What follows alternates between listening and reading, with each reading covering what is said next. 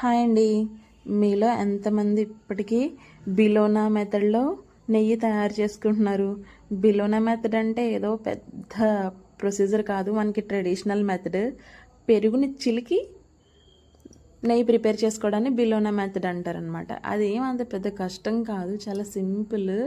ఇంకొకటి, ప్రతిరోజు ఇలా పెరుగు చిలికితే పెరుగుకు బదులు మజ్జిగ వాడుకుంటే చాలా మంచిదన్నమాట.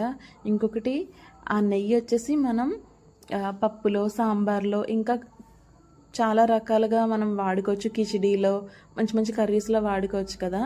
సో మనకి గుడ్ ఫ్యాట్, ఇంకా మజ్జిగ వచ్చేసి ప్రోబయోటిక్స్, ఈ రెండు బెనిఫిట్స్ కోసము నేను ప్రతిరోజు ఒక 5 నుంచి 10 నిమిషాలు అయితే కేటాయించుకుంటానండి.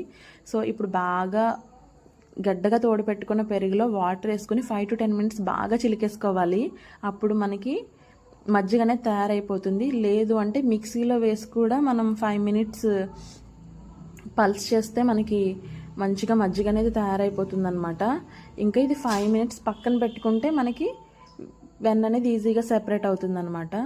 ఇప్పుడు ఈ సెపరేట్ అయిన వెన్నని ఒక ముద్దలాగా చేసుకుని వాటర్లో వేసుకుని వాష్ చేసేసుకుని ఒక సెపరేట్ బౌల్లో ప్రతిరోజు ఇలానే స్టోర్ చేసుకుంటాను అనమాట, ఏ రోజుకి ఆ రోజు ఫ్రెష్గా.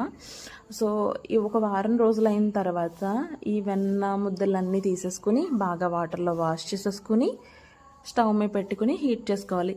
కానీ ఈ వెన్న కడగాలండి, బాగా కడిగితేనే మనకి మంచి స్మెల్ వస్తుందన్నమాట.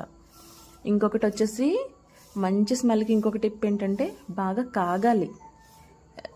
ఈ వెన్న అనేది కాగడంలో కూడా చాలామంది మిస్టేక్స్ చేస్తూ ఉంటారు. సో మంచి స్మెల్ రావాలి, వెన్న స్మెల్ అంతా పోయి ఆ బుడగలన్నీ అణిగిపోయి ఈ కలర్లో రావాలన్నమాట.